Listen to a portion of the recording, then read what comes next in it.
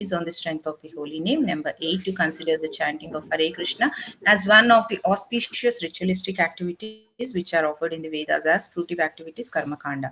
Number 9, to instruct a faithless person about the glories of the holy name. Number 10, to not have complete faith in the chanting of the holy name and to maintain material attachments even after understanding so many instructions on this matter. It is also an offense to be inattentive while chanting. Every devotee who claims to be a Vaishnava must guard against these offenses in order to achieve the success, Krishna Prema. Once again, thank you very much for joining the call today, and I welcome all of you to the Bhakti Sangha conference call. Let us move to our next session, which is Srimad Bhagavatam call. May I know who all have joined the call this morning? Hare Krishna, Nanda Priya Narmada Mataji, Dandrat Pranam, Srila Prabhupada ki jai, Guru Maharaj ki jai, Priti Dasi from Charlotte. Hare Krishna and happy Satila Ekadasi to everyone. Hare Krishna. Happy Satila Ekadashi Mataji for you too. Hare Krishna Mataji, Dandvat Pranam. Please accept my humble obeisances. All glories to Srila Prabhupada, all glories to Guru Maharaj. Thank you very much, Mataji, for joining the call. Hare Krishna. Hare Krishna. Hare Krishna Mataji, Dandvat Pranam, Srila Prabhupada ki jai, Guru Maharaj ki jai. Happy Ekadasi everyone. Hare Krishna. Hare Krishna Vindaksha Prabhuji, Dandvat Pranam. Please accept my humble obeisances. All glories to Srila Prabhupada, all glories to Guru Maharaj. Thank you very much, Prabhuji, for joining the call. Happy Ekadashi, Prabhuji. Thank you. Hare Krishna. Hare Krishna, Nanda Priya Narmada Mataji, Dandavat Pranam. All glories to Srila Prabhupada, all glories to Guru Maharajas, and all glories to the assembled devotees. And happy Ekadashi to everyone. This is Tiffany in Pennsylvania. Hare Krishna. Hare Krishna, Tiffany Mataji, Dandavad Pranam. Please accept my humble obeisances. All glories to Srila Prabhupada, all glories to Guru Maharaj. Thank you very much, Mataji, for joining the call. Happy Ekadashi to you too, Mataji. Hare Krishna. Hare Krishna Mataji, Dandvat Pranam. Please accept my humble obeisances. All glories to Srila Prabhupada and Shri Guru and Gauranga. All glories to the assembled devotees. Yashamati from Chicago. Happy Ekadashi Mataji. Hare Krishna Mataji, Dandavat Pranam. Please accept my humble obeisances. All glories to Srila Prabhupada, all glories to Guru Maharaj. Thank you very much, Mataji, for joining the call. Happy Ekadashi Mataji. Hare Krishna. Hare Krishna. Hare Krishna Mataji, please accept my humble obeisances. All glories to Srila Prabhupada and Shri Guru and Shri Gauranga, and to all the assembled devotees. Happy Ekadashi. This is Megha from Naperville. Hare Krishna. Hare Krishna Megha Mataji, Dandvat Pranam. Please accept my humble obeisances. All glories to Srila Prabhupada, all glories to Guru Maharaj. Thank you very much, Mataji, for joining the call. Hare Krishna. Happy Ekadashi to you too, Mataji. Hare Krishna. Hare Krishna. Krishna Mataji, Dandvat Pranam. All glories to Prabhupada, all glories to Guru Maharaj, all glories to assembled devotee. Happy Ekadasi to everyone. This is Mohini Lakshmi from Detroit. Hare Krishna Mohini Lakshmi Mataji, Dandvat Pranam. Please accept my humble obeisances. All glories to Srila Prabhupada, all glories to Guru Maharaj. Thank you very much, Mataji, for joining the call. Happy Ekadashi to you too, Mataji. Hare Krishna. Hare Krishna Nanda Priya Narmada Mataji, Dandavad Pranam. All glories to Srila Prabhupada. This is Nita Gandharvika Devdasi from Texas. Hare Krishna. Hare Krishna Vinita Gandharvika Mataji, Dandvat Pranam. Please accept my humble obeisances. All glories to Srila Prabhupada, all glories to Guru Maharaj. Thank you very much, Mataji, for joining the call. Happy Ekadashi to you too, Mataji. Hare Krishna. Hare Krishna and Priya Narmada Mataji, all glories to Srila Prabhupada and Guru Maharaj. My humble obeisances to you and all the devotees. This is Krishna Kumar Devinasi from Nala. Happy Ekadasi to you. Hare Krishna Krishna Kumari Mataji, Dandavad Pranam. Please accept my humble obeisances. All glories to Srila Prabhupada, all glories to Guru Maharaj. Thank you very much, Mataji, for joining the call. Happy Ekadashi to you too, Mataji. Hare Krishna. Hare Krishna Nanda Priya Narmada Mataji, please accept my humble obeisances. All glories to Srila Prabhupada and all the assembled devotees. This is Indulekha Karna Devi Dasi from Lincoln. Wish you all a very happy Ekadashi. Mataji Prabhuji is also on the call. Shall we get started? Yes, Mataji. Hare Krishna Indulekha Karuna Mataji, Dandvat Pranam. Please accept my humble obeisances. All glories to Srila Prabhupada, all glories to Guru Maharaj. Thank you very much, Mataji, for joining the call. Happy Ekadashi to you too, Mataji. Thank you. Hare Krishna Nanda Priya Narmada Mataji, Dandvat Pranam, Shri Prabhupada ki jai, Guru Maharaj ki jai. This is Shyama Gauri Devi Dasi. Great, looking good, Mataji. Hare Krishna Shama Gauri Mataji, Danda Pranam. Please accept my humble obeisances. All glories to Srila Prabhupada, all glories to Guru Maharaj. Thank you very much, Mataji, for joining the call. Thank you, Mataji. Happy Ekadashi to you too, Mataji. Hare Krishna Nanda Priya Narmada Mataji. This meeting is being recorded. The recording has stopped. Hare Krishna, Radharani Mataji, Dandavat Pranam. Please accept my humble obeisances. All glories to Srila Prabhupada, all glories to Guru Maharaj. Thank you very much, Mataji, for joining the call. Hare Krishna. Thank you, Mataji. Hare Krishna. Sorry, actually recording started, so I just stopped. Thank you, Mataji. Hare Krishna. Okay, Mataji. Happy Ekadashi, Mataji. Mataji, shall we start recording? This meeting is being recorded. Hare Krishna. Welcome to Bhakti Sangha conference call. Today we are very fortunate to have His Grace Balaram Shakti Prabhuji on the call to enlighten us on the topic of Srimad Bhagavatam, 5th canto, 18th chapter, 5th and 6th sloka. Before handing over the call to Prabhuji, I would like to ask Tiffany Mataji to please take over the call and give brief introduction about Prabhuji. Mataji, please take over. Hare Krishna, Hare Krishna. Thank you, Mataji. Hare Krishna, dear devotees, please accept my humble obeisances. All glories to Srila Prabhupada. His Grace Balaram Shakti Prabhuji is a brahmachari devotee connected to ISKCON Chaupati. He completed his BE in metallurgical engineering from NIT Tiruchirappalli in 2002. Thereafter, he joined Pennsylvania State University and graduated with a PhD in material science in 2007. While at Pennsylvania State University, he took up Krishna consciousness as a member of the Penn State Vedic Society. Also, while he was there, he was mentored by His Grace Yugal Kishore Prabhuji. After he moved back to India, he chose to become a full-time monk at Radha Gopinath Mandir. And in 2010, after his brahmachari training, he moved to Govardhan Eco Village and served full-time till December of 2021. He is currently in Chennai, assisting his aged parents. He is an extremely erudite scholar of Vaishnava scriptures, and he travels far and wide teaching these books. He is also currently engaged in teaching many of these books online also, and he is a disciple of His Holiness Radhanath Swami Maharaj. Hare Krishna. Welcome to the call, Prabhuji. Hare Krishna. Thank you all very much. Hare Krishna Prabhuji, Dandavat Pranam. Please accept my humble obeisances. All glories to Srila Prabhupada, all glories to Guru Maharaj. Thank you very much, Prabhuji, for giving your very valuable time and association to us this morning and enlightening us on the topic of Srimad Bhagavatam. Please take over the call, Prabhuji. Hare Krishna. Hare Krishna. Thank you. Namo Vishnu Padaya Krishna Preshthaya Bhutale Srimate Bhakti Vedanta Swaminiti Namine. Namaste Saraswati Deve Gauravani Pracharine Nirvishesha Shunyavadi Paschat Videshatarne.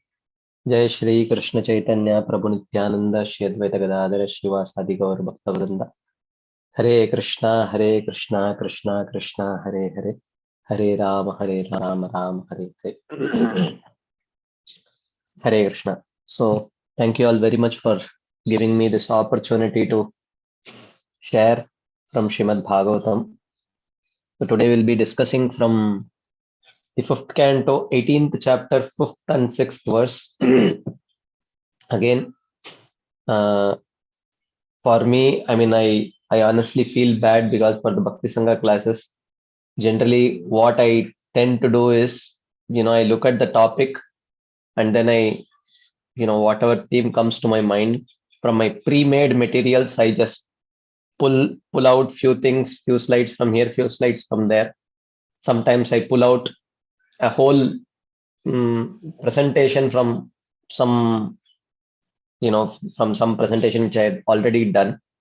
And then if, just somehow make it relevant to the topic like that.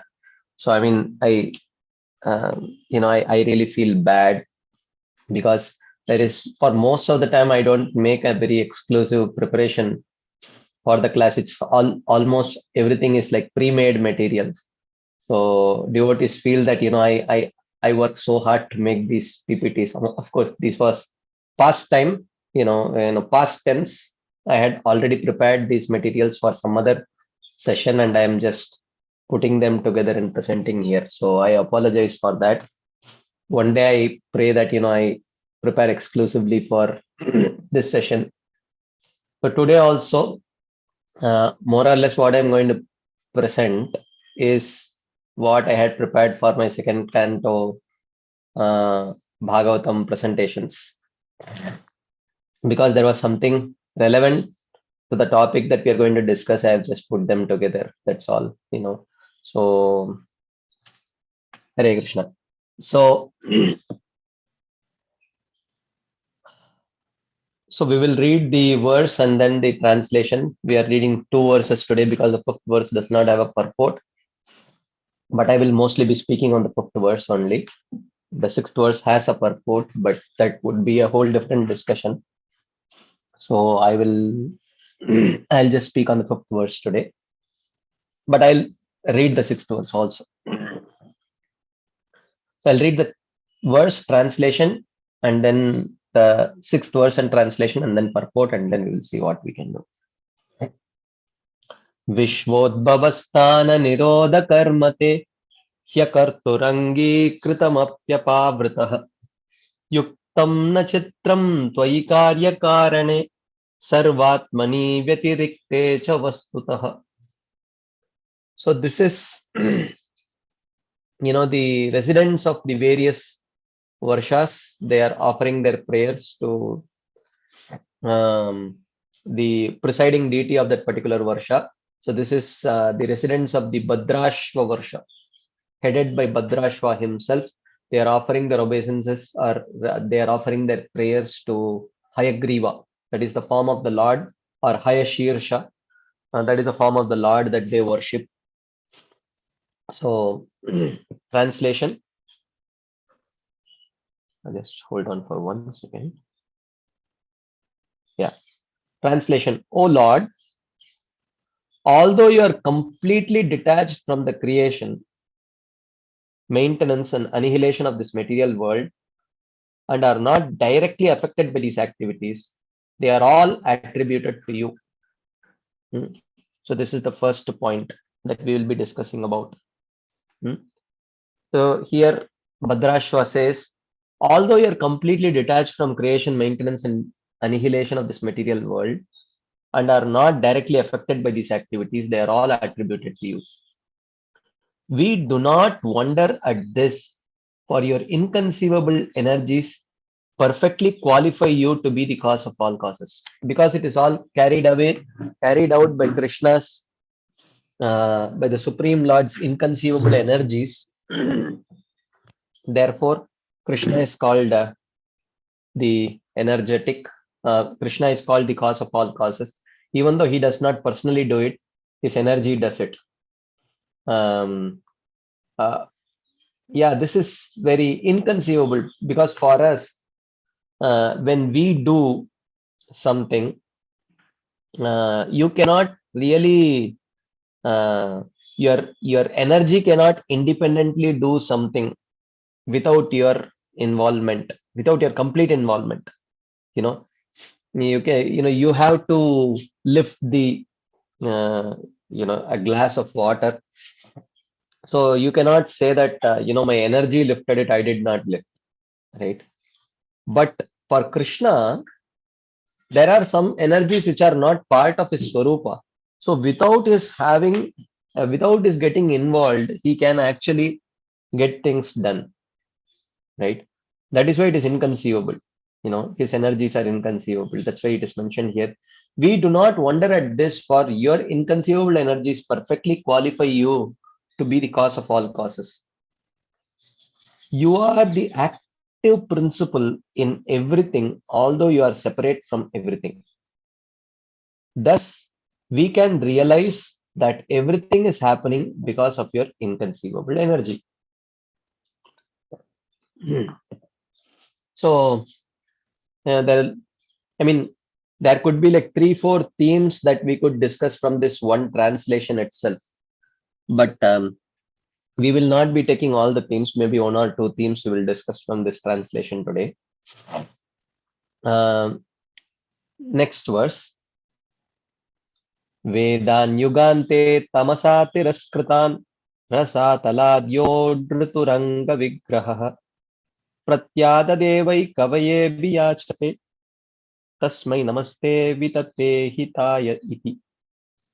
At the end of the millennium, ignorance personified assumed the form of a demon, stole all the Vedas and took them down to the planet of Rasatala.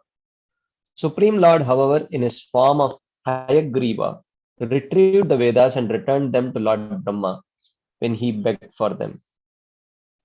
I offer my respectful obeisances unto the Supreme Lord, whose determination never fails. So, this is talking about the Hayagriva incarnation who rescued the Vedas from the attack of the demons. Okay, so purport.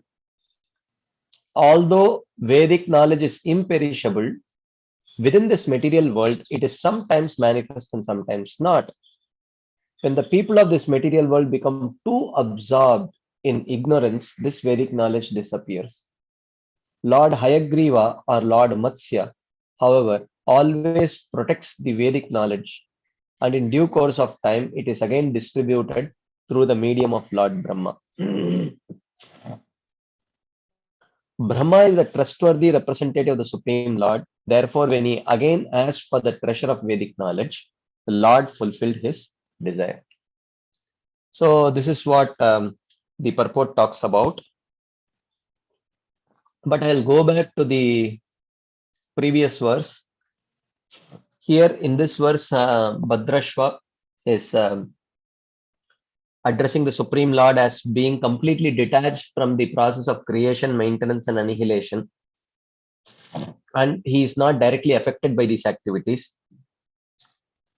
And but still he is called the cause of causes because it is carried away here, because these activities are carried out by the inconceivable energy of the Supreme Lord.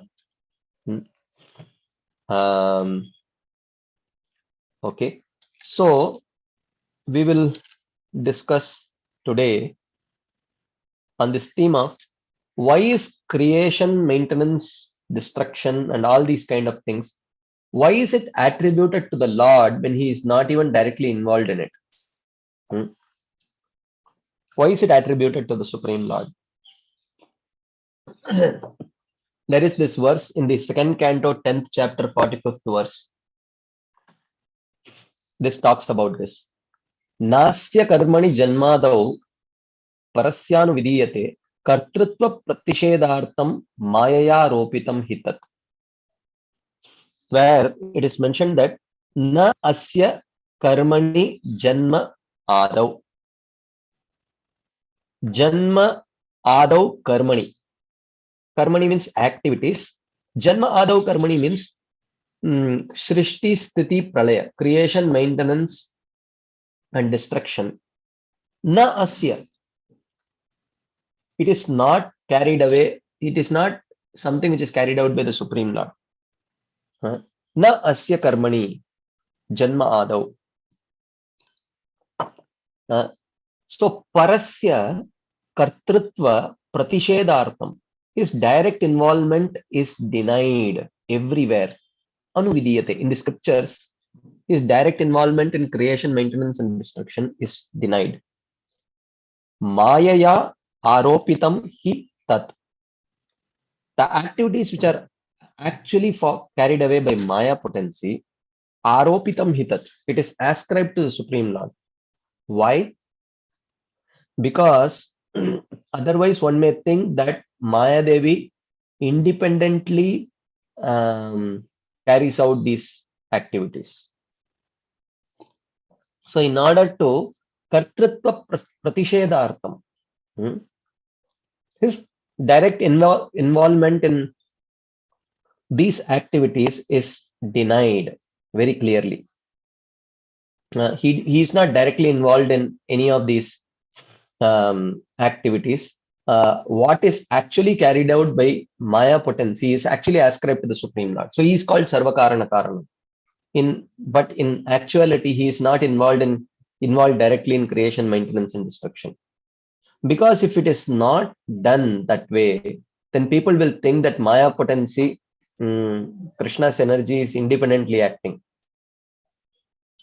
for creation, maintenance, destruction. So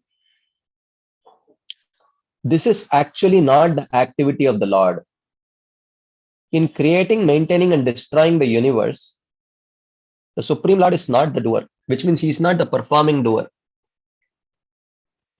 The performing or the executing doer is Maya potency only. it is described everywhere in the scriptures that he is not the doer, because the creation, maintenance, and destruction carried out by Maya, the external energy, is carried out by Maya, the external energy, through the actions of the gunas, is ascribed to the Lord. It is ascribed to the Lord, but in reality, he does not personally perform these activities. Even though it is done by me, since I am the Supreme Lord, it is not actually done by me in my Swarupa. Because the Mahamaya Shakti, which is involved in creation, is not his Swarupa Shakti. Whereas for living entities of this world, there is nothing like Swarupa Shakti and Bahiranga Shakti. So everything is like our, in one sense, like our Vikrita Swarupa Shakti only. Everything is our Swarupa Shakti only. It is not, for us, you cannot say that, oh, this is my Antaranga Shakti, this is my Bahiranga Shakti. But the Lord can get lot of things done through his, practically the functioning of the, unlimited number of material universes is all carried out by his energies, but those energies are not part of his Swarupa. Like I was sharing with you, I cannot say that, my energy is lifting this glass of water, I am not lifting. No, I mean, I cannot say that. But the Lord can say, I am not creating, maintaining, and destroying this unlimited number of universes my energy is doing. He can say that, right? Because he possesses energies which are not part of his Swarupa also. But this is something that we cannot understand, inconceivable for us. Okay. So that is the meaning. So that is the meaning. Thus, Shruti says, Nishkalam, Nishkriyam, Shantam, Niravadyam, Niranjanam. The Lord is without divisions, without action, undisturbed, without fault, without contamination, which means he, without contamination, because he does not come in touch with any of the material modes. He's without action because he does not personally carry out any of these creation, maintenance, and destruction. He's undisturbed, without a fault, and all that. So, Srila Prabhupada, I'm not going to read Srila Prabhupada's purport, you can definitely read it. So he says, Prabhupada gives an interesting purport. Prabhupada says that the Shastras always call Krishna to be Sarvakarana Karanam, even though he is not involved in creation, because otherwise people will think that the material energy is the independent creator. See, there are two problems. Bhagavatam itself is talking about one problem, and Prabhupada is addressing another problem. So one problem which Srimad Bhagavatam is addressing is that very clearly presenting Krishna is not creating, it is only the potency. Why such a clear presentation? Because one should not think that the Supreme Lord is very much attached and concerned about creation, maintenance, and destruction of this material world, which is not true. The Supreme Lord is personally concerned about maintenance of the spiritual world, which he personally does. He does not, he does not give it to someone else. He wants to personally do it. But when it comes to material universe, he is detached. So in order to very clearly mention this, Bhagavatam gives this kind of an emphasis. But if you see Prabhupada is concerned that, well, it is true, I accept that the Supreme Lord does not personally do it, but if that is overemphasized, then people will start thinking that the material nature independently acts without the intervention of the Supreme Lord, or without the empowerment of the Supreme Lord. Therefore, Prabhupada always emphasizes on the point that Krishna is the creator, maintainer, and destroyer. even though he gets it done through his energies, but the emphasis is on Krishna being Sarva Karana Karanam, which is true in one sense, right? Anyway, the second point that was mentioned in the 5th verse is that the Lord is completely detached from the creation, maintenance, and annihilation of this material world. Completely detached means he does not want to personally do any of these things. He wants to personally do only those things which are connected with his pure devotees. Anything connected with his pure devotees, Krishna wants to personally do. So there is this verse, the verse before this in the 2nd canto, 10th chapter. It says, so in this whole 2nd canto, there is a description of the universal form. There is a description of the Purushavatas, Karanodakasai Vishnu, Kshirodakasai Vishnu, Garbhodakasai Vishnu, how they are engaged in creation, maintenance, and destruction of this material universe. So, after describing this whole thing, Srila Shukadeva Goswami says, Ittam bhavena katito bhagavan bhagavat tamaha nettam bhavena hi param drashtum arhanti surayaha. So he says, Bhagavat tamaha, great transcendentalists. Ittam bhavena katitha bhagavan. Actually, if you come to South India and go visit most of the Sri Vaishnava Tirthas, Sri Vaishnava temples, the traditional temples, almost all the temples have the form of either Garbhodakasai Vishnu, mostly the form of Garbhodakasai Vishnu lying down. Many of them are some Purushavatas, right?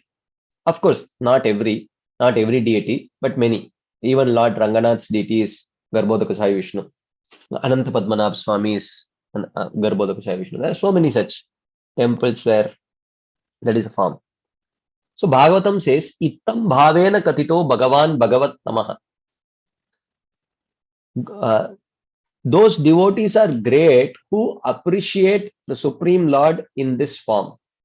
In this form means Ittam bhavena means what? As the creator, maintainer, and destroyer of this material world. This is actually not even complete Bhagavan realization. This is actually Paramatma realization only. To see the Supreme Lord as being the creator, maintainer, and destroyer is not exactly realization of Bhagavan feature.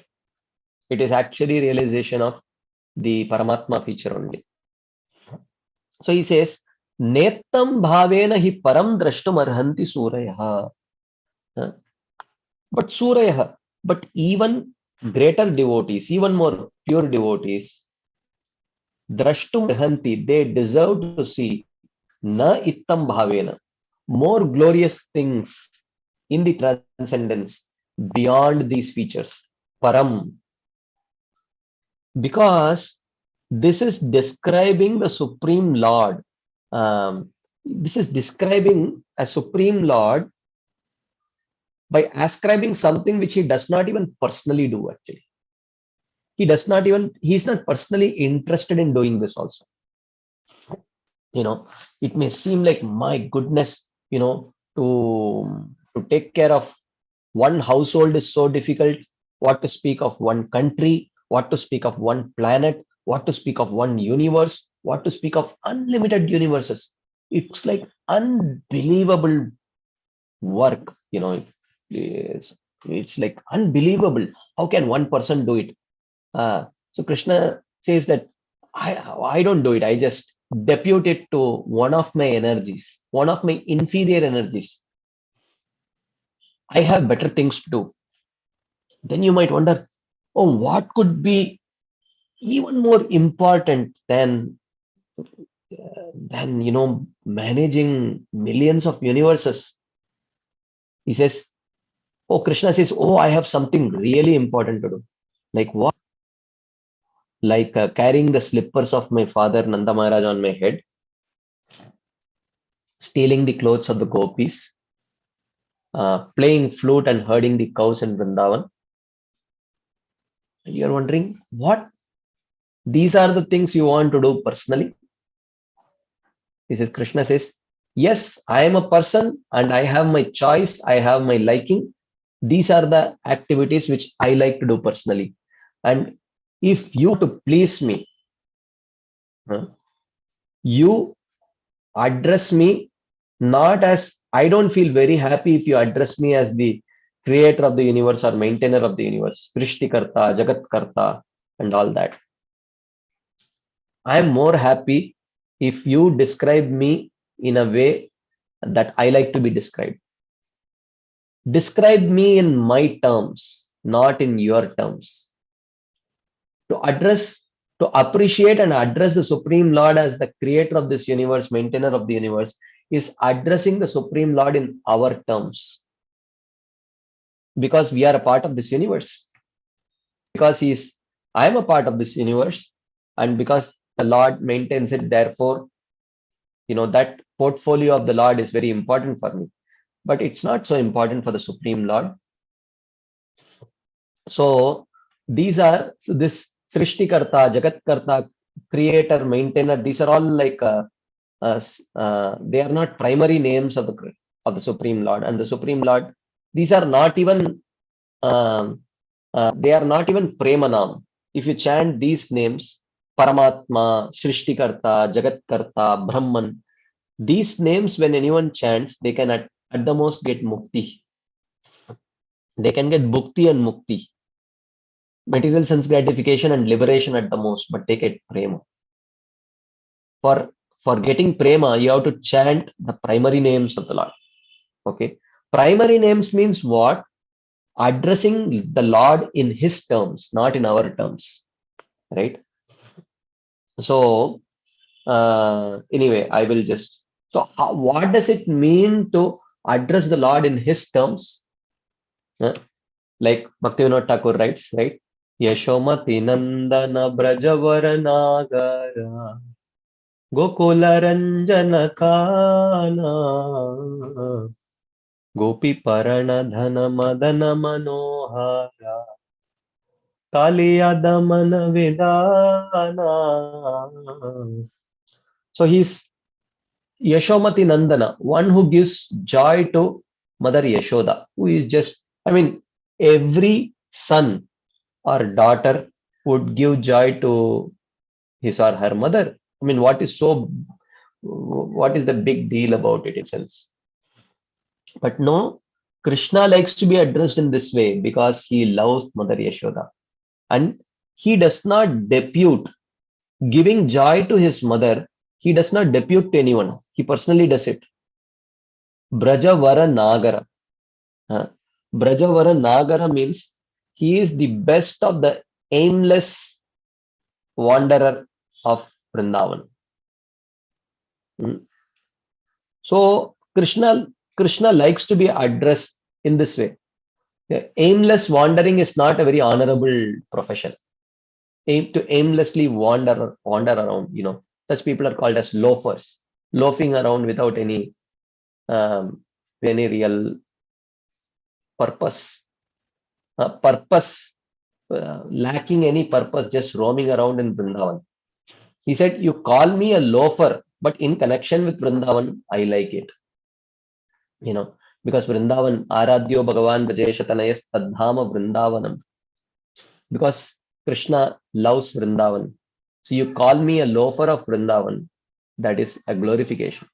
Don't call me all this creator, maintainer, and destroyer. Ananta Koti Brahmanda Nayaka.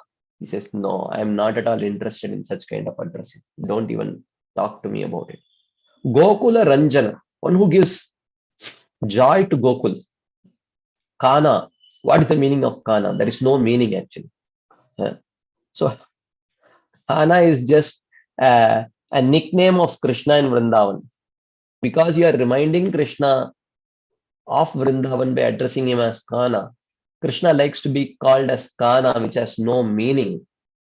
Much more than if you address him as Srishtikarta, Jagatkarta, like that. Gopi Paranadana. He is the wealth of the lives of the gopis. Madana Manohara. He steals the mind of even Cupid with his beauty. Kaliya Damana Vidana. And he punishes the Kaliya serpent. Okay. Of course, not because of punishing Kaliya, but the whole episode brings the whole Vrindavan together, and so much emotions are,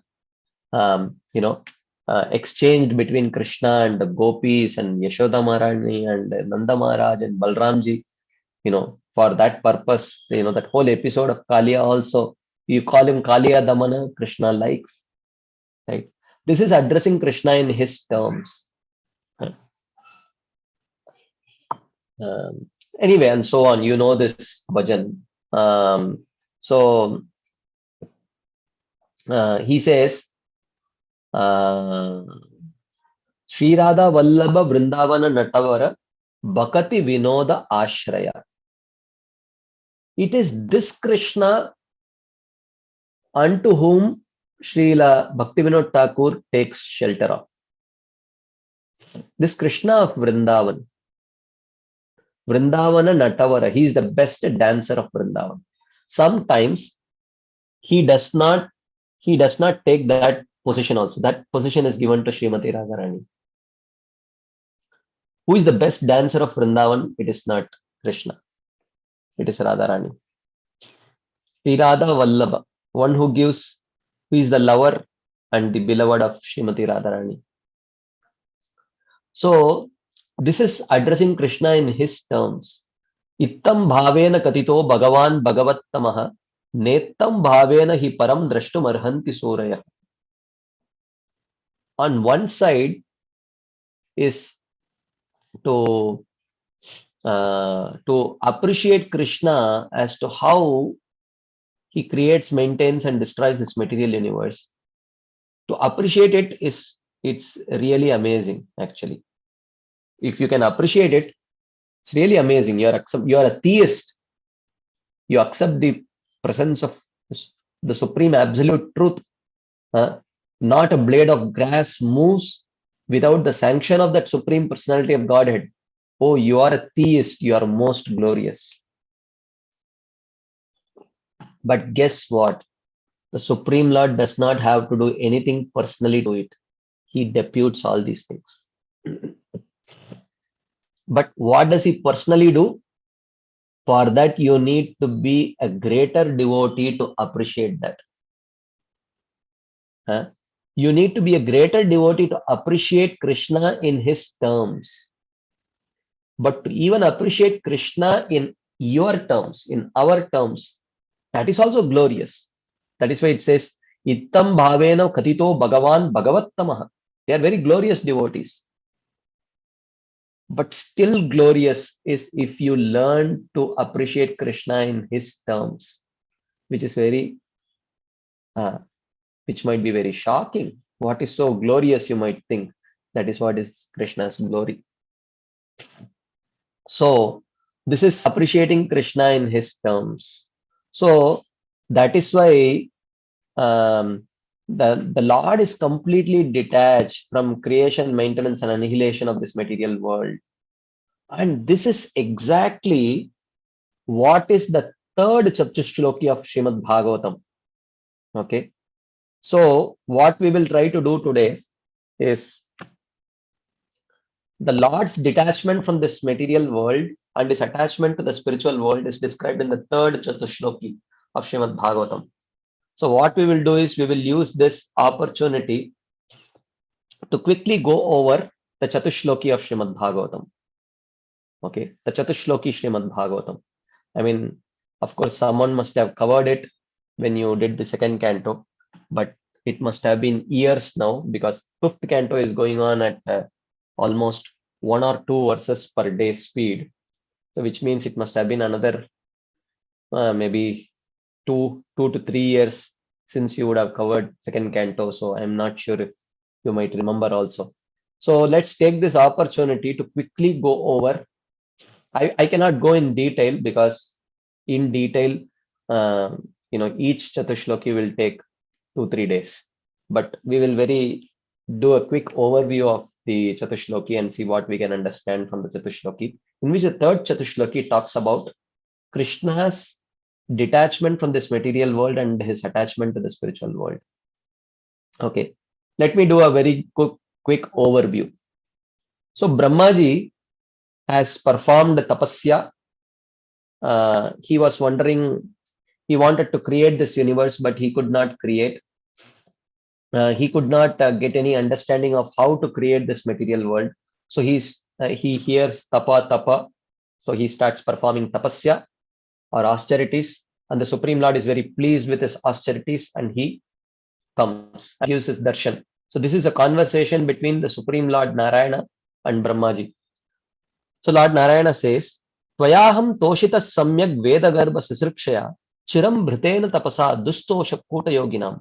My dear Brahmaji, you have performed such austerities. Tvayaham toshita samyak. I'm completely pleased with you. Just for performing your service, you perform so much austerities. It is not that you did all these austerities so that you could some personal sense gratification.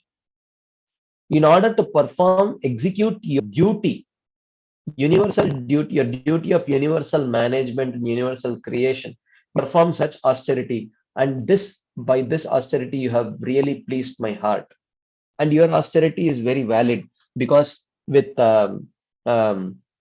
with the incomplete penances performed by improper yogis, I am not very much pleased, and I don't come and give my personal darshan to them. Varam varaya badram te varesham mabi vanchitam brahman shreyah parishramah pumso maddarshanavadihi. So he says, my dear Brahmaji, please ask for a benediction. Please ask for any benediction, even though the greatest benediction that one can get is to have my darshan. There is no benediction which is greater than that. But still, if you want any benediction, please ask me. I'm willing to give you. I'm so pleased with you. Manishita anubhavoyam mama lokavalokanam yad upashrutya rahasi chakarta paramam tapaha. He says, I can see that you have a desire to acquire some knowledge, but I will tell you one thing. The greatest knowledge is acquired just by having darshan of my dham, and I have given you darshan of my dham. That is the greatest knowledge that one can achieve. But still, if you need any further benediction, you please feel free to ask me. I'll fulfill it for you. Pratyadishtam maya tatra tvai karma vimohite tapo me hridayam sakshat atmaham tapaso nagar. So Krishna says that, you know what, Brahmaji, actually, when you were wondering what to do, at that time you heard tapa, these two words chanted. So it was who chanted that. And even though you did not see me, even though you did not know who spoke that, but still you were so impressed. Still you are so inspired that you perfectly performed such a intense tapasya. I am very pleased with you. You should understand that tapome hridayam sakshat atmaham tapasona. Austerity for attaining me is my heart, and I am the soul of that austerity.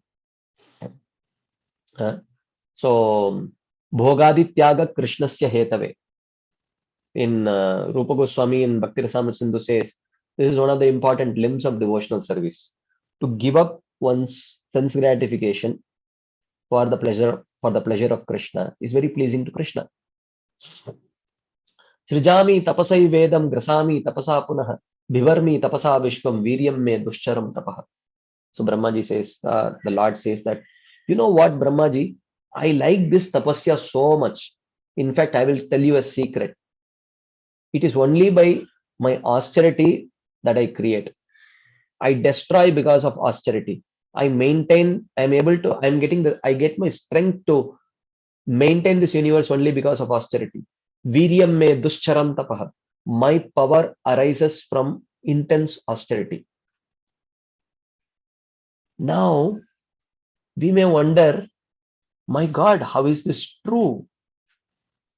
Because Narada Muni, when he came to Brahma, he said, Brahmaji, looking at you, having observed you, I am almost sure that you must be the Supreme Personality of Godhead. But except for one thing, I see that you are performing a lot of austerities. If you are the Supreme Personality of Godhead, then why should you perform austerities? To please whom? Everything must be under your control. So why should you perform any austerity in order to accomplish anything? Brahmaji says, yes, I perform austerity to please the Lord. Now here the Lord himself says, it is only by austerity that I get all my power for creation, maintenance, and destruction. This is bewildering. So what does it mean? The Acharyas explain, when Krishna says, when Lord Narayana says that I get my power from austerities, the austerity is actually detachment. Because the Lord, when he creates this universe, he knows that within his breathing time, inhalation and exhalation time, within that time, that very finely crafted universe has to be destroyed. But still, very carefully, the Lord ensures that every single universe is so perfectly crafted, even though he knows that he himself, through his energy, has to destroy it. So if you have to make something very temporarily, which you are anyway have to destroy, then how much effort we would put to actually do it properly. But day in and day out, with every breath, the Supreme Lord ensures that every single universe is so perfectly crafted. That is tapasya. That is austerity. So that's what here he's indicating as austerity. But in doing that, he actually is appreciating that any kind of austerity that you do to please me is actually very, very pleasing to me. So Brahmaji responds, he says, Bhagavan sarva bhutana madhyaksho vastito guham vedahi apratiruddena pragyanena chikirshitam. My dear Lord, you are sarvasya chaham hridhi sannivishto matta smritir jnanam apohanam. You are present as the Paramatma in everyone's heart, including my heart. So you know what is there in my heart. You know why you are asking me. You know what I desire. So why you are asking me? Tatapi nata manasya nata nataya natitam paravare yatarupe janiyam tetu arupina. But still, I have a desire. Can you please tell me? I wish to understand about your material form and your spiritual form, Pararupa and Avararupa. I wish to understand your material forms and your spiritual form. Can you please describe? This is the first question that Brahmaji asked, and the answer to this question is the first Chatushloki. Okay, so this is the first question of Brahma.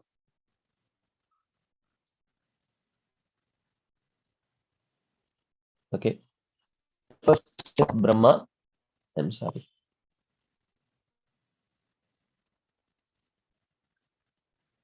Okay, and the answer to this is the first Chatushloki. Oh, I'm sorry. I am really sorry. Oh no, I think I forgot to save it, or did I save it?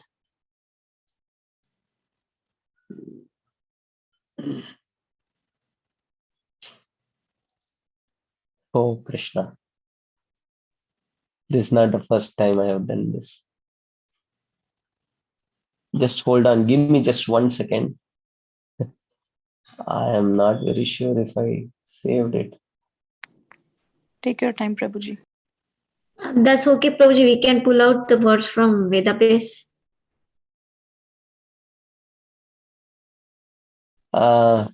Just give me 1 minute, Mataji. because it's not. Yeah, we can. Eventually, I will do it if I have to. But let me. I'm just hoping that maybe.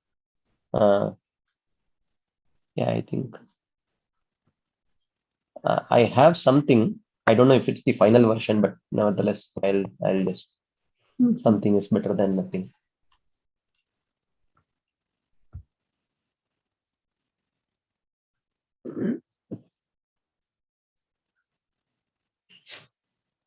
Okay. Oh, no, not this. I'm sorry. Not this. I'm sorry. Really sorry.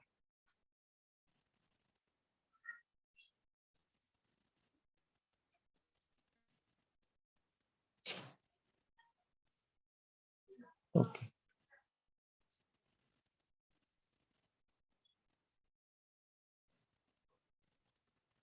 Okay. So we have been discussing from the Chatushloki. We have not yet entered the Chatushloki, but we are discussing the questions asked by Brahmaji. So tatapi natamanasya nata nataya natitam paravare yata rupe janiyam tetu arupina.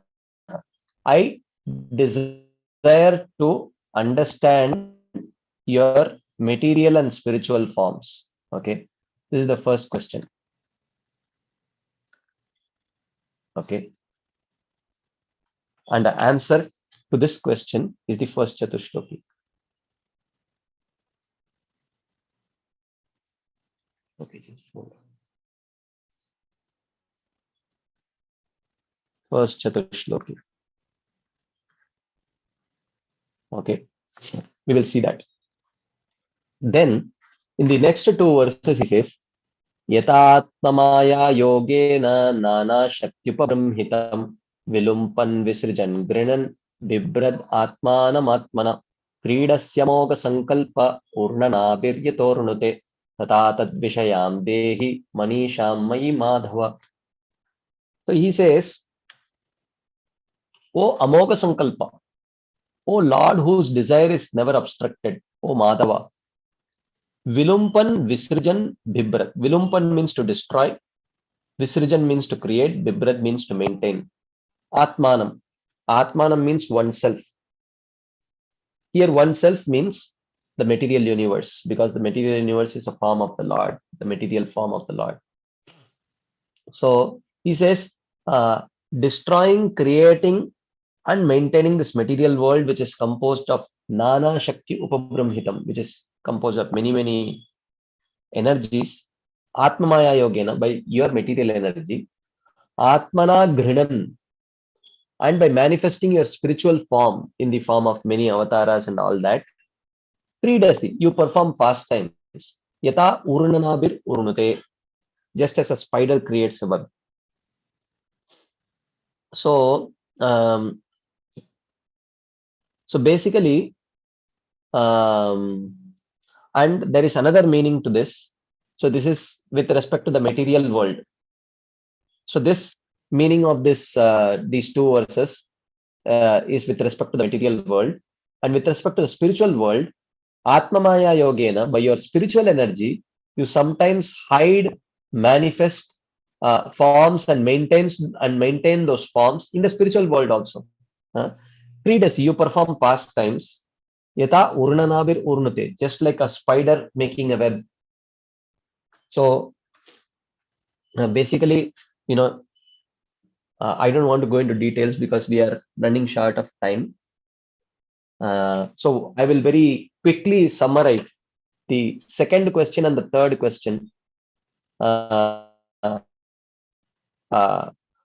will take some time for me to explain to you how these two meanings of these verses translates into these questions. But I will not go into the details. You just, for now, you just accept it. So the second question that Brahmaji is wanting to ask is, what is the role of Yogamaya and Mahamaya? What is the role of Yogamaya and Mahamaya? This is the second question. And the third question is, how does the Lord deal with the material and spiritual universes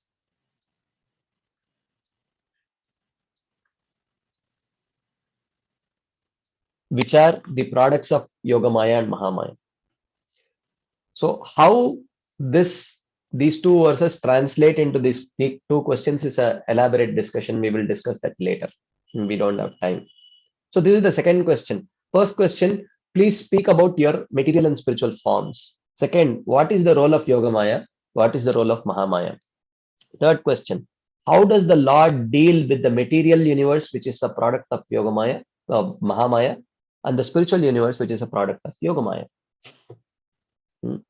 So I will just move ahead. Then this is the fourth question that he's asking. Okay. Bhagavat shikshitamaham karavani hyatandritah nehamana praja sargam badhyeyam yadanugrahat. He says, atandritah. Bhagavat shikshitamaham karavani hi atandritah. He says, my dear Lord, I know that it is your instruction. Your instruction to me is to create this material universe. While engaged in creating this material universe or manifesting this material universe, atandritah. Tandra means lethargy. Atandri means I want to do it with enthusiasm, without any lethargy. I want to do it. Okay, which means I don't want to be consumed by mode of ignorance. Nehamana prajasargam badhyeyam adanugrahat. And the second thing is, while creating, I don't want to be consumed by false ego, thinking that I am the independent creator also. Okay, so which means, how do I perform my duties without being affected by modes of passion and modes of ignorance? Mode of passion and mode of ignorance. Or please empower me so that I, when I perform the act of creation, I don't get consumed by mode of passion or mode of ignorance. So, so this is the fourth question. Okay. So then he continues. Yavat sakasakyuriveshate kritah praja visarge vibhajami bhojanam aviklavaste parikarmani sthito mame samunnadda madochamaninaha. He says, my dear Lord, you shook your hands with me just like a friend would shake his hands, another friend. So therefore, I am taking this liberty to ask you again that yavat parikarmani sthito, as long as my tenure lasts as the Brahma, please, he again repeats the same question. Let me not be overcome by lethargy and let me not be overcome by mode of passion, thinking that I am the independent creator also. So the Supreme Lord responds. He says, Jnanam paramaguhyam me yadvigyana samanvitam sarahasyam tadangam cha grahana gaditam maya. He says, this is the Lord's promise to Brahmaji. The Lord said, Grahana, please understand, my dear Brahmaji, Jnanam paramaguhyam me. Please understand the most secret knowledge of my form. Okay. Yet Vijnana Samanvitam. I am not just going to give you the knowledge of that form, but I will also help you realize that form. Sa Rahasyam. And I'm also going to give you the most confidential secret about my Prema Bhakti. Okay. And Tad Angam. Tad Angam means the means of attaining that Prema Bhakti, which is Sadhana Bhakti. Gaditam Maya. I'm going to speak to you about this. Okay. So So Brahmaji had asked 4 questions, right? In verse 26, he asked about the spiritual and material forms of the Lord. This will be first Chatushloki, will be answered. Okay. And in verse 27, he asked about Mahamaya and Yogamaya. This will be in the second Chatushloki. In verse 28, he asked about how the Lord carries out pastimes in relation to Mahamaya and Yogamaya. This is the third question. Okay. This will be the third Chatushloki. How the Lord, so it is in this third Chatushloki that how the Lord engages in activities with respect to Yogamaya and Mahamaya will be discussed. In verse 29, he asked for instructions for attaining the desired goal. How do I attain the desired goal without getting consumed by, mode of passion and mode of ignorance? This is the fourth Chatushloki. The Lord promises in the present verse to answer these questions in order with 4 verses. The Bhagavatam, composed of these 4 verses given as answers by the Lord, is famous since it is spoken by the Lord himself. That is expressed in this verse. So this Chatushloki is actually expanded into the whole of Srimad Bhagavatam, 18,000 verses. So he says, not only will I give you knowledge of my form, but also realization as well. Moreover, this form is rarely understood, Paramaguhyam, much superior to knowledge of the impersonal Brahman. I will explain what is intimate Rahasyam, which is Prema Bhakti. Realize Prema Bhakti, which is accomplished by that knowledge of my form. Like that. Anyway, I don't want to. I will also explain my mercy about Sadhana Bhakti, which is an Anga of Prema, though you did not ask. Because you have to perform Sadhana Bhakti to attain Prema Bhakti. I will speak to you about that also. Of course, this is all in 4 verses. So that's why it needs 18,000 verses to expand on this.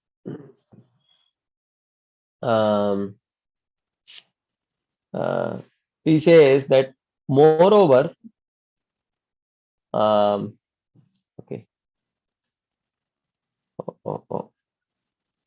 He says, moreover, though you asked about these 3 through instructions from me, I will explain this in 4 verses so that materialistic people do not understand, since it is confidential. So that's why Brahma expands it to Narada, Narada Muni expands it to Vyasadev, Vyasadev further expands it to Shukadev Goswami, Shukadev Goswami further expands it to Sutta Goswami, and so on. In this way, it is expanded, and people. So otherwise, in 4 verses, it's very difficult to understand this. Anyway, so then he says, Yavanaham bhavo yadrupa guna karmakah tataiva tattva vijnanam astute madanugrahat. He says, Madanugrahat, when I bestow my mercy upon you, O Brahmaji, astute, may you attain tattva vijnanam, perfect realization, tataiva, of whatever yavan, dimensions. When I appear in the form of Lord Krishna, Lord Rama, Lord Buddha, you will be able to see, my form. You'll be empowered to see my form. Yata bhavo, you will be empowered to understand my intentions. Okay, yadrupa, my dimensions, my form, my intentions, my guna. You will be able to access my qualities. Karmakaha, I will empower you to. I will empower you to actually see my pastimes also whenever I manifest. So when you understand and internalize and follow these principles, these 4 verses that I'm going to give you, then you will attain all these things. You will be able to understand all these things perfectly. Okay. So I don't have time to go over the whole thing. So now let's go to the Chatushloki. Okay, this is the first Chatushloki.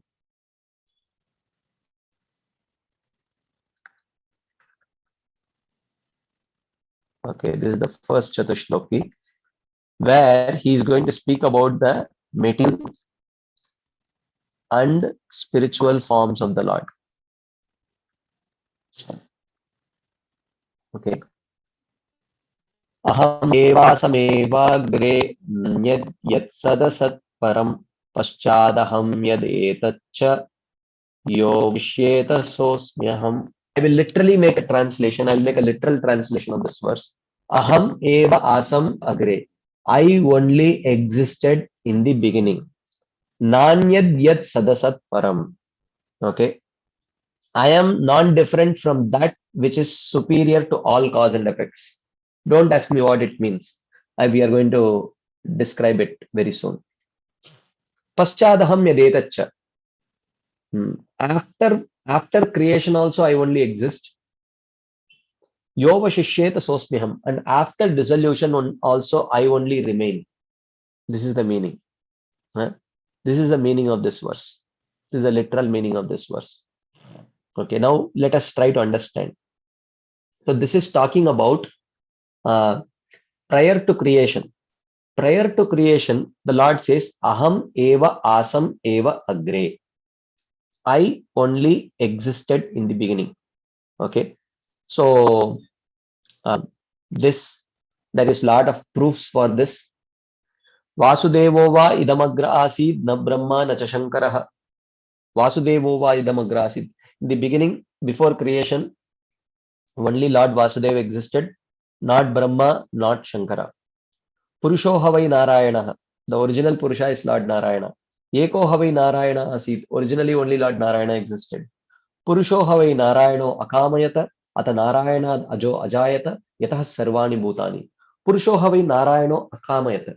Initially, before creation, only the Supreme Lord Narayana existed. He desired that Eko bahusyamaha. Let there be many. Ata Narayana ajo ajayata. Then from Lord Narayana in the form of Garbhodakashaya Vishnu, Lord Brahmaji manifested.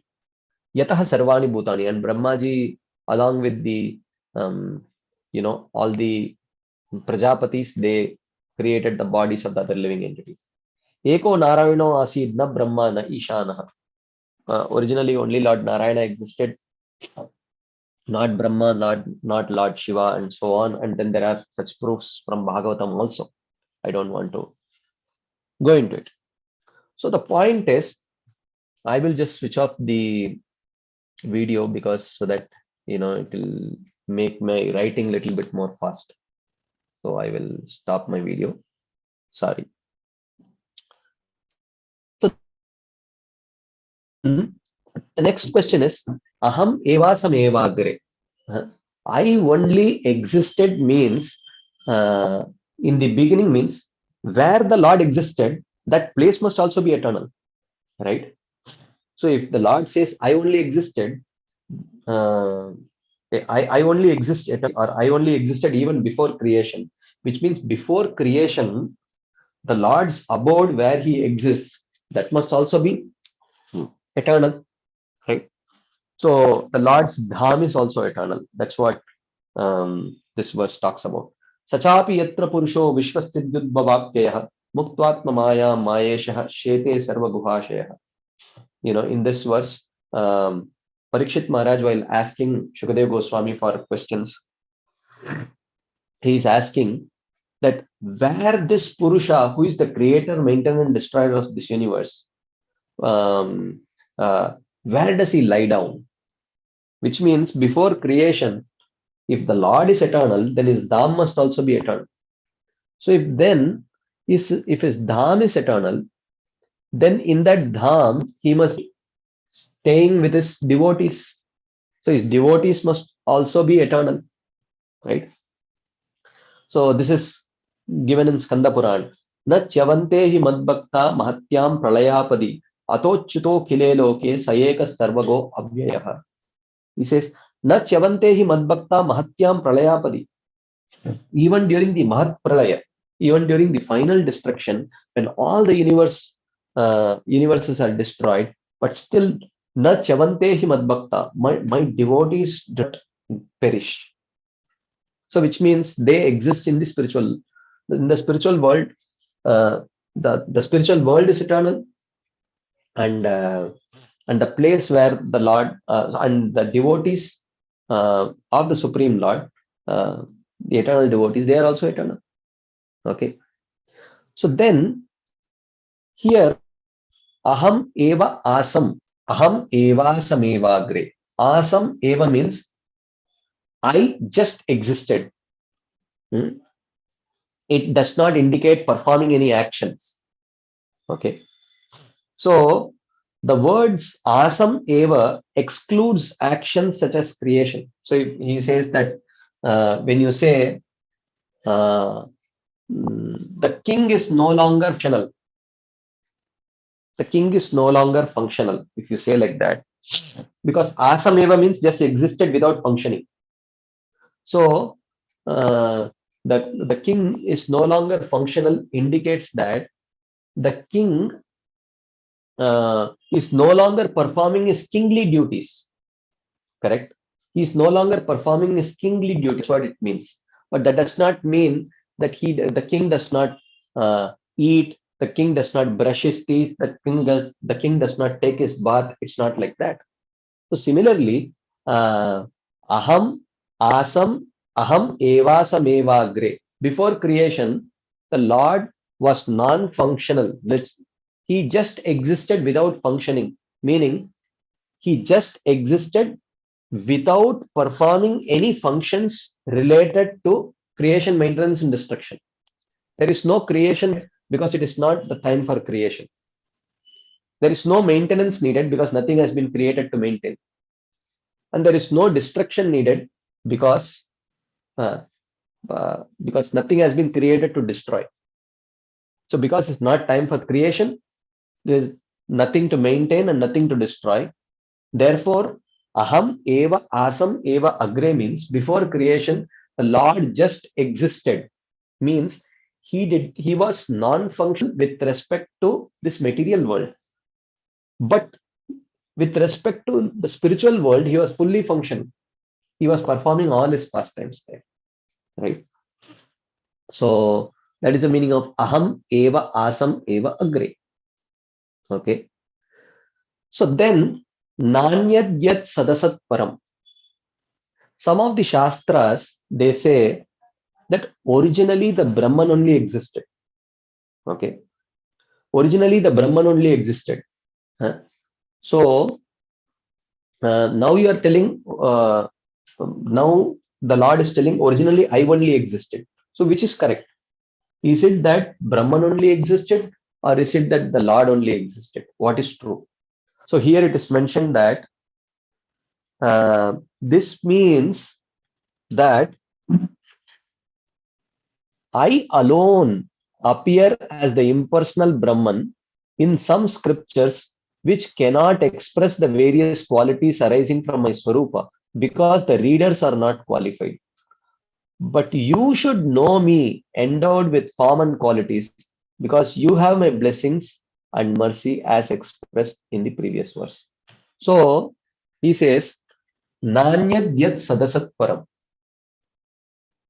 So in the Vedic scriptures, Brahman is described as Sad Asat Param, that which is superior to all cause and effect. This is how the Brahman is described. Okay, in the Vedic scriptures. Sad Asat Param, that which is superior to all cause and effect. Okay, but he says, Krishna says, Nanyadyat Sadasat Param. I am non-different from that Brahman. So which means Brahmeti Paramatmeti Bhagavaniti Shabdyate. It is one truth only, one reality only, which is realized as Brahman by those who have very weak bhakti. Someone who has very weak bhakti, they can realize only the Brahman feature. And those literatures like Upanishads, they talk in terms of Brahman only existed, Brahman only existed, Brahman is the cause and all that, because such people have very weak bhakti that they cannot actually understand the Bhagavan feature of the Lord. So, Nanyad yat sadasat param. So, Nanyad yat sadasat param means I am non-different from that Brahman, which is described in the Shastras to be superior to all uh, superior to all cause and effect, like that. That's why it says. So there is no contradiction when some Shastras say that originally only the Brahman existed. So Brahman existed means what? Bhagavan existed. So whenever the whenever the Shastras talk about Brahman, Brahman, Brahman, the Vaishnavas understand as Bhagavan, Bhagavan, Bhagavan, because there is no difference. Just like Prabhupada gives the example of looking at a train coming from a distance, but seeing only the light. But a person who knows what a train is, even though he may see the light, he will see the light, but he will know that it is the train. So similarly, Vaishnavas who are qualified enough to understand the Bhagavan feature of the Lord, when they see the Shastras talking about Brahman existed, they understand that Brahman here refers to Parabrahman, which is Bhagavan, like that. So Nanyadyat Sadasat Param, I am non-different from that Brahman. Okay. And then he says, Paschadaham yadetacha. So aham evasam evagre, I only existed before creation. Before creation, what did you exist as? I existed as the Lord of the spiritual world, Lord Narayana.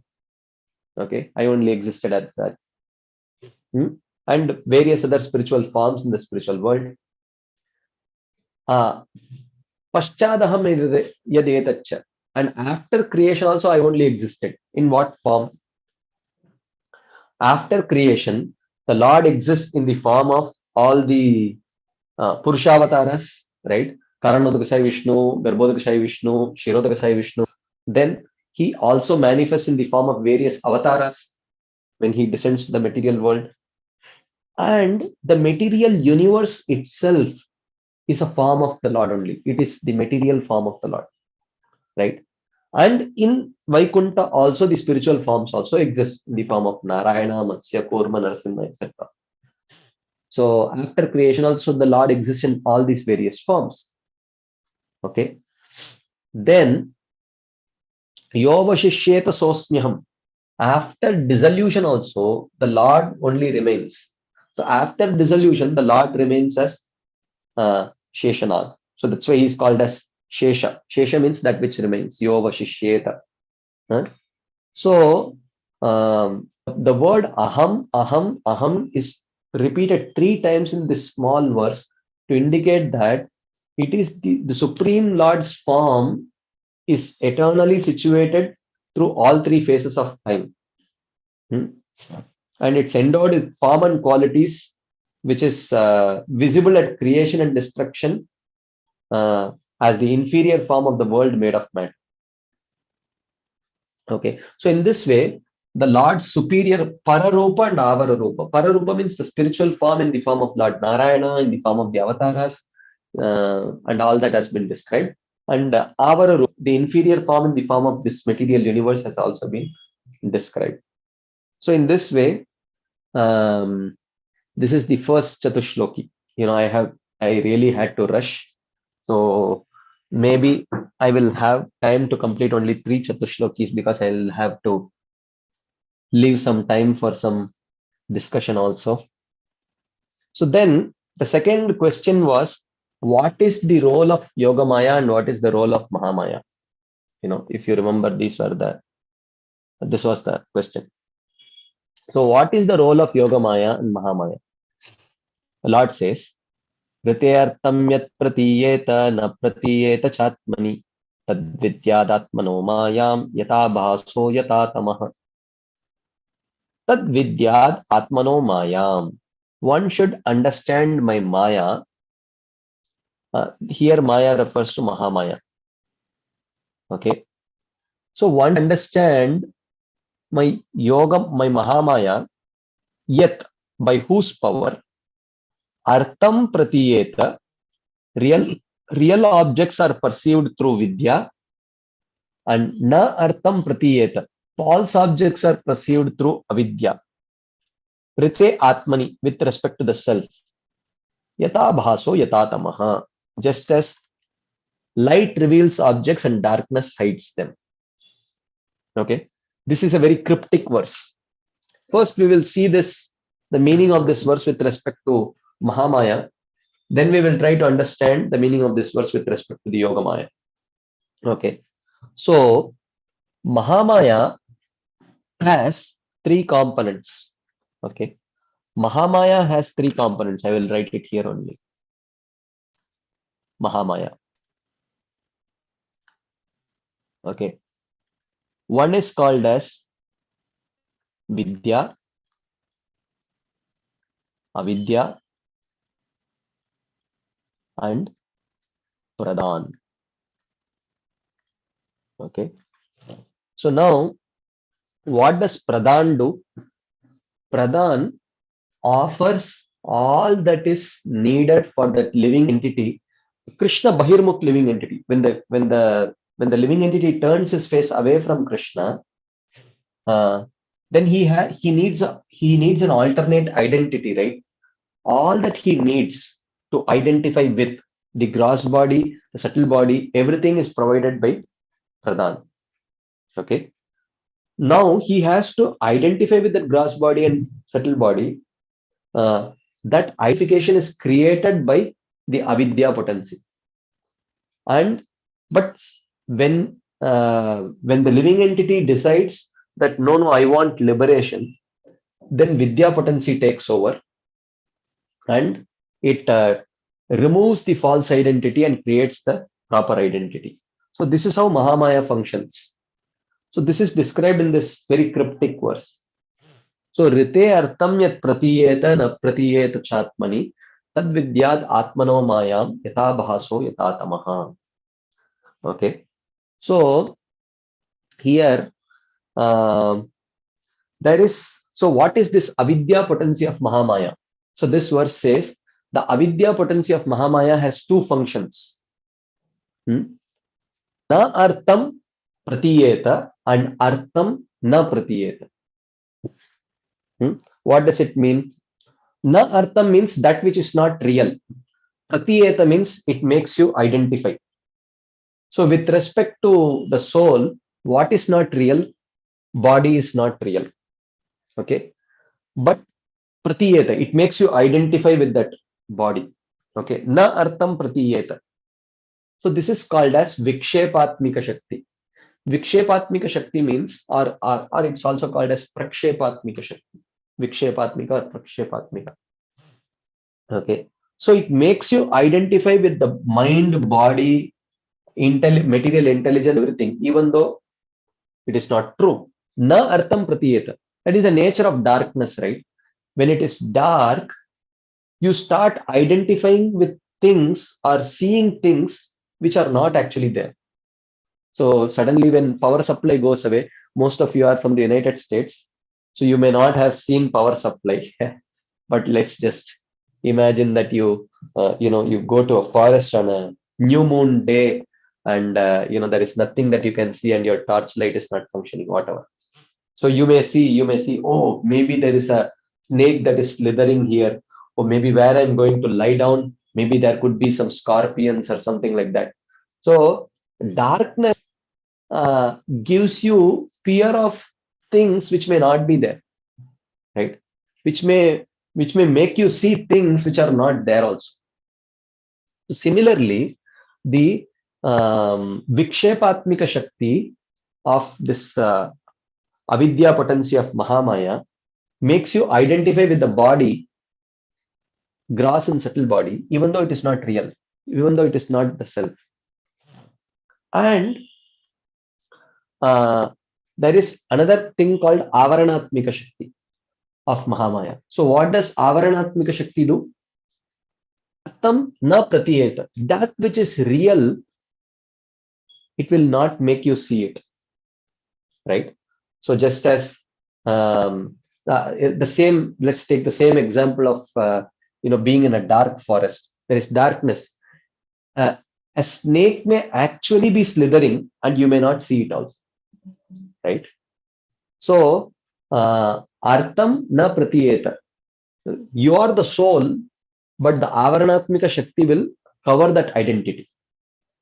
So because this is needed, right? Because the living entity has chosen to turn his face away from Krishna and he wants to enjoy separately from Krishna. So his real identity has to be covered. The Avaranatmika Shakti covers it. And his false identity has to be created. The Vikshepatmika Shakti creates it. So real identity has been covered and false identity has been created. So this is na artham pratiyeta and artham na pratiyeta. This is the role of avidya potency of Mahamaya, right? I'm sorry, I'm making it technical for you. So then, what is the role of the vidya potency of Mahamaya?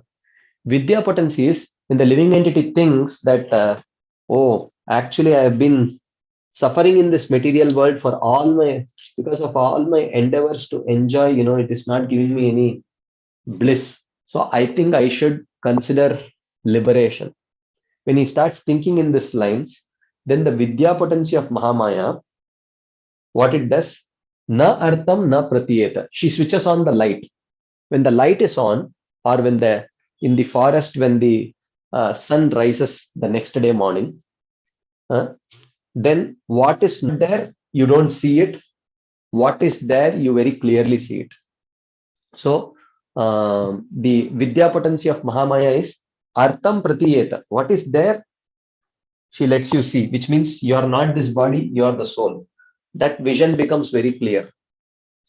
This is the position, this is the role of vidya potency. Artham pratiyeta. That which you are, you can see. And na artham na pratiyeta. You are not this gross or subtle body, so you don't identify with them. So this proper identification is created by the vidya potency. So this is how Mahamaya acts. This is the role of Mahamaya. Through vidya potency, it's artham pratiyeta, na artham na pratiyeta. And what is the role of vidya? Na artham pratiyeta and artham na pratiyeta. And this Mahamaya works within the realm of the conditioned souls, right? Then what is this role of Yogamaya? So Yogamaya also does pratiyeta na pratiyeta. Yogamaya also covers and sometimes manifests some forms, some situations in front of the for the pure perfected devotee. For what purpose? For the purpose of pleasing Krishna. Okay. So this is the explanation that is given. Tad vidyad atmano mayam.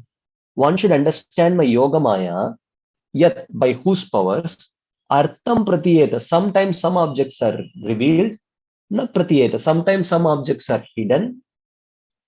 Rite atmani, for a person who has realized the Supreme Lord. So Yogamaya acts only for the pure devotees, perfected pure devotees.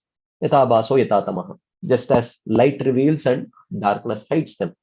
So how does this Yogamaya act? So Yogamaya will also hide and reveal certain things from the devotee or sometimes even Krishna in order to actually assist Krishna in his pastimes. Okay. For example, let's take the example of we will take just one or two examples because we don't have time. Okay. Let's take the example of Mother Yashoda perceiving the material universe within the mouth. You all know this story. Krishna ate mud. So everyone came and complained. So Mother Yashoda said, please open your mouth. And he opens his mouth and she starts seeing this whole universe. And within that universe, she sees herself also looking at Krishna's mouth and all that. Okay. So, and then, but what was the spiritual purpose of this whole thing? So first is Yogamaya. When Krishna opened the mouth, Mother Yashoda saw universe pratiyeta. And after some times, universe na pratiyeta. She could not see the universe. What was the purpose of Yoga Maya to first show this universe within the mouth and then hide it from within the mouth of Krishna? Just to show that Yashoda's love could not be restricted by a show of Krishna's power. Even though Krishna showed his power by manifesting the universe within his mouth, without expanding his mouth and without contracting the universe, she saw the full universe in its full size inside the small mouth of Krishna only. How is it possible? And if you get to see something like that, what will happen? We will probably faint. But Mother Yashoda, she thought, oh, my Krishna needs my protection. So this manifestation of the universe and hiding and showing, by this, the purpose was Krishna wanted to show that how for anyone in Vrindavan, any display of opulence or power by Krishna does not actually compromise or restrict their love for Krishna, in order to show that. Okay. The same display of universal form was shown to Arjuna also. Right. So, so after describing the 10th chapter of where he in the 10th chapter of Bhagavad Gita, where Krishna describes various kinds of vibhutis of the Supreme Lord, Arjuna says, my dear Krishna, I have a very deep desire to look at that form where you display all these vibhutis, which means I want to see the universal form. So Krishna says, so are you sure? Arjuna says, yes. So, okay, he says, okay, take this celestial eyes. So he took that celestial eyes and saw the universal form. So initially Arjuna was seeing the two-handed form pratiyeta, universal form na pratiyeta. He was not seeing the universal form. Then when Krishna gave him the eyes, universal form pratiyeta, but two-handed form na pratiyeta. He was seeing universal form but not seeing the two-handed form. But the rest of everyone who was standing there, they were watching the two-handed form only. For them, two-handed form was visible, but universal form was not visible. Then, of course, Arjuna became very bewildered and scared, and he said, no, please remove this universal form and show me the two-handed form again. So then again, Krishna reversed the whole thing. So this hiding and showing and hiding and showing, what was the purpose? The purpose was to show that outside Vrindavan, when Krishna exhibits his power, then it restricts the sweetness of rasa. Arjuna had Sakyaras, a fraternal relationship with Krishna, but when he saw that display of power by Krishna, he said, Saketi matva prasabam yaduktam, he Krishna, he Yadava, he Saketi, ajanata mahimanam tavedam maya pramadat pranayena vapi.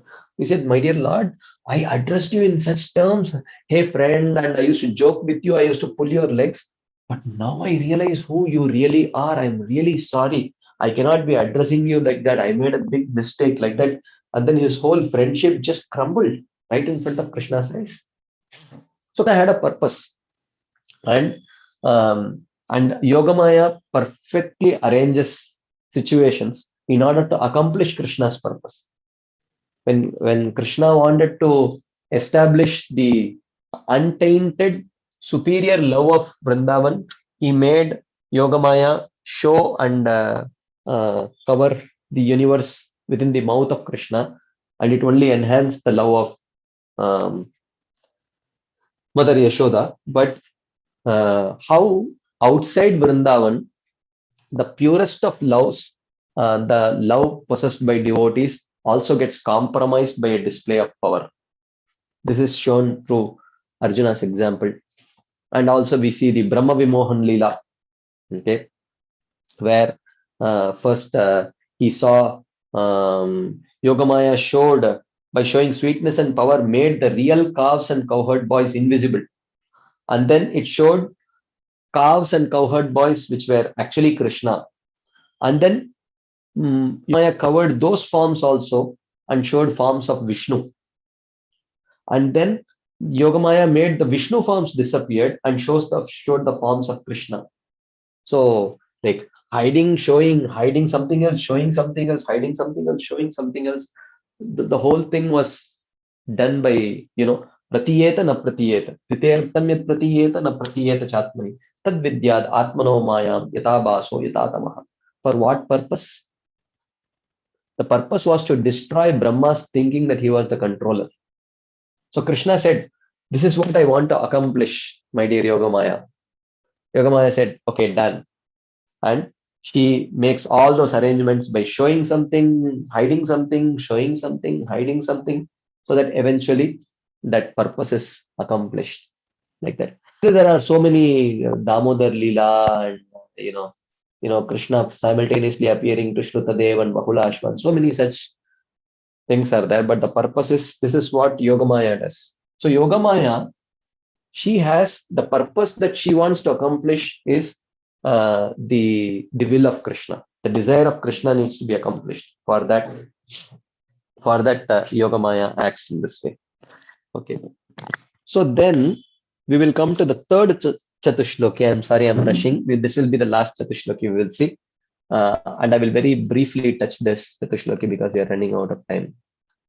The third Chatushloki, the question was, how does Krishna, the second question was, how does the Mahamaya function? How does the Yogamaya function? So he described, this is how the Yogamaya and Mahamaya functions.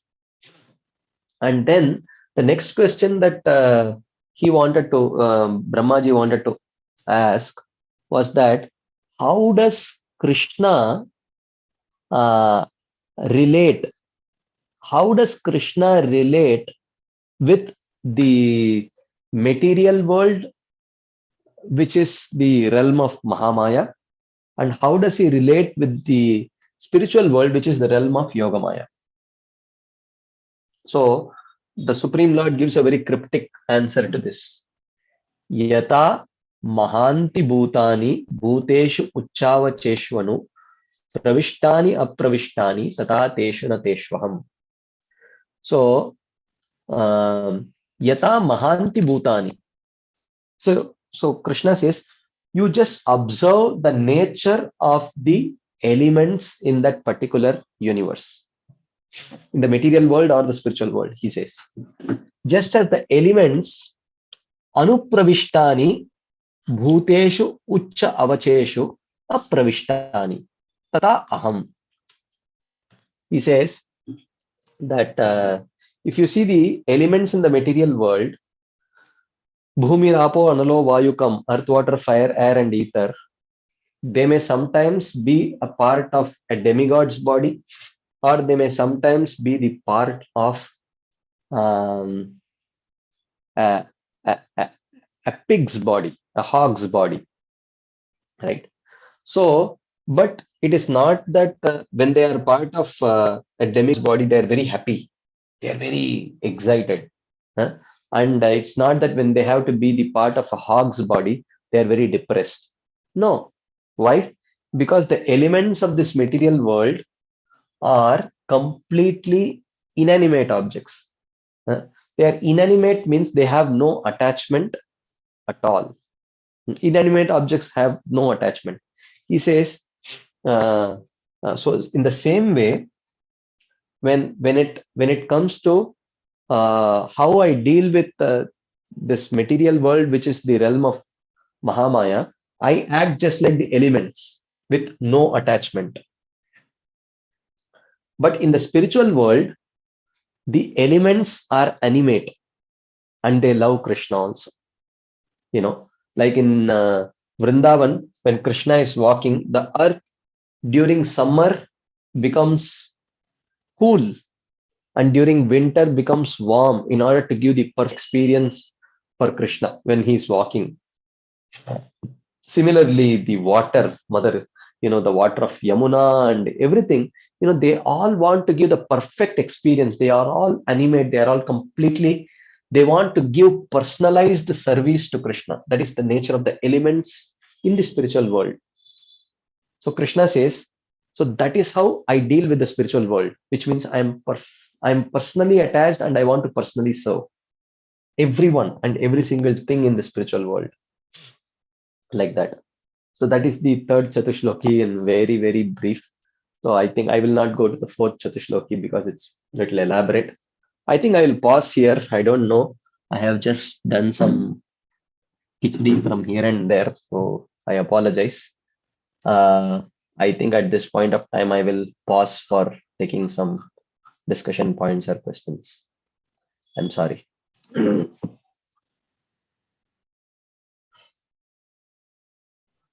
Hare Krishna, Prabhuji. Thank you so much for such a beautiful class, Prabhuji. Thank you. As always, your PPTs are very clear to understand what you are speaking. So nice, Prabhuji. Thank you.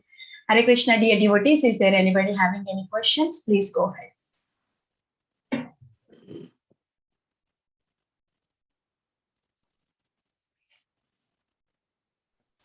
Hare Krishna, Balaram, Shakti, Prabhuji. Please accept my humble obeisances. All glories to Srila Prabhupada.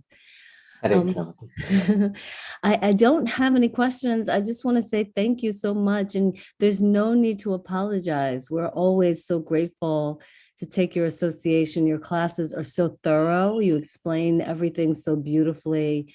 And you make such beautiful connections with everything. So I just wanted to tell you how grateful I am for the class. And I'm looking forward to the next time. Hare Krishna. Thank you. Thank you.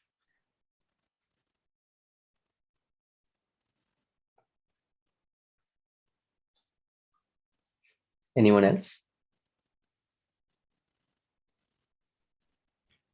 Hare Krishna, Prabhuji. Dandavat Pranam. Jai Shri. Very, very beautiful class, Prabhuji. Very nice, very nicely you explained. Very nice to know that Krishna has more interest in stealing butter and playing with the gopas and carrying the shoes of Nanda Maharaj than the doing creation and all this big stuff. So thank you so much, Prabhuji. Very beautiful class. Thank you, Madhu. Thank you.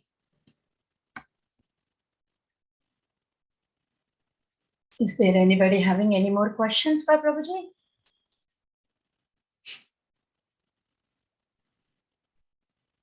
Hare Krishna, Prabhuji, Dandavat Pranam. Thank you for such a very elaborate class. Some of it definitely it went over my head. It was quite heavy and technical. So, but thank you very much, Prabhuji. I might have a very small question. Please forgive my ignorance. So, Prabhuji, although this entire material creation is, mostly under the control of Mahamaya, we say of wherever things are concerned with Lord Krishna's devotees or his own pastimes, it is Yogamaya who takes effect there? Yeah. Yes. It's, even though I gave a geographical presentation, it's not so geographical. It is more with respect to the consciousness of the participants rather than geography, actually. Right. How can we move from one to the other? Yeah, by practicing devotional service and gradually progressing. Of course, yes. Thank you. Thank you very much, Prabhuji. Very detailed class. I'm very grateful for your service. Hare Krishna. Thank you, Ma'am. Hare Krishna. Hare Krishna, Prabhuji. Thank you for the class. Prabhuji, can I see the PPT of the Damodar Leela, the Yogamaya and Mahamaya? Thank you so much. Eternally grateful. Yeah. Okay, so I'll just go over the slide once. So in Damodar Leela, what exactly happened? We all know that Mother Yashoda wanted to bind Krishna, and at the same time, Krishna did not want to be bound up. So Yogamaya had to do something. So simultaneously covering his power, Yogamaya allowed Yashoda to tie a string of bells around its waist. So just before this pastime started, actually it was Mother Yashoda only who had tied a string of bells around Krishna's waist. So he allowed Mother Yashoda to tie his waist using those bells. Okay. But then after a few minutes, the rope would not go around Krishna's waist. It would always be 2 fingers too short. Okay. So first, rope allowed pratiyeta, the rope allowed to be bound, and after some time it did not allow Mother Yashoda to bind. Yashoda, bewildered by Yogamaya, which made it possible for her to bind Krishna according to his wish, experienced great astonishment for a moment. How could this happen?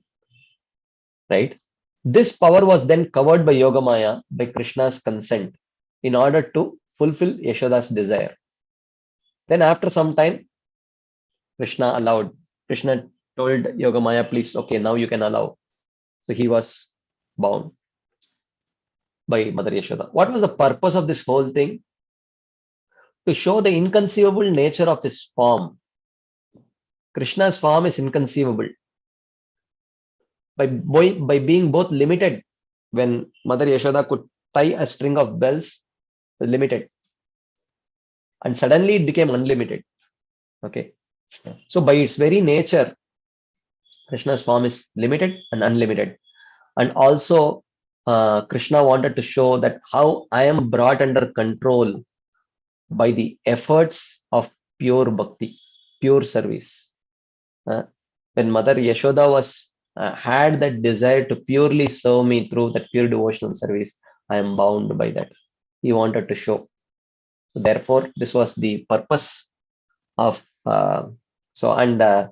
Yogamaya would do pratiyeta na pratiyeta, pratiyeta na pratiyeta, would allow to be bound, not allowed to be bound, allowed to be bound, not allowed to be bound, like that.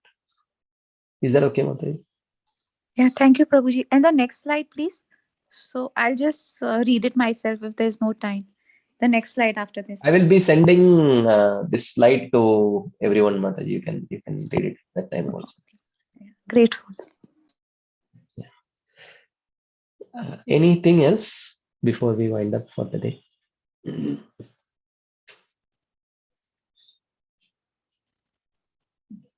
Okay, if no more further questions, we would like to end the call here.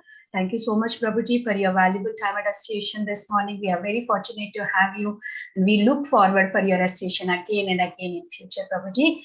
I would like to offer my obeisances to you and all the Vaishnavas assembled on the call. Vancha kalpatarubhyasya kripasindubhyev cha putranam pavanebhyo Vaishnavebhyo namo namah. Anantakoti Vaishnavriti ki jai, Srila Prabhupada ki jai, Ram Shakti Prabhuji ki jai. Hare Krishna. Thank you so much, Prabhuji. Thank you, Prabhuji. So much, Prabhuji. Thank you, Hare Prabhuji. Prabhuji. Prabhuji, Hare Krishna. Thank Hare you Krishna. very much, Prabhuji. Thank you, Prabhuji. Very nice. Radhe. Hare Radhe Krishna. Radhe. Hare Krishna. Thank you all dear devotees for joining. Happy Ekadashi, everyone.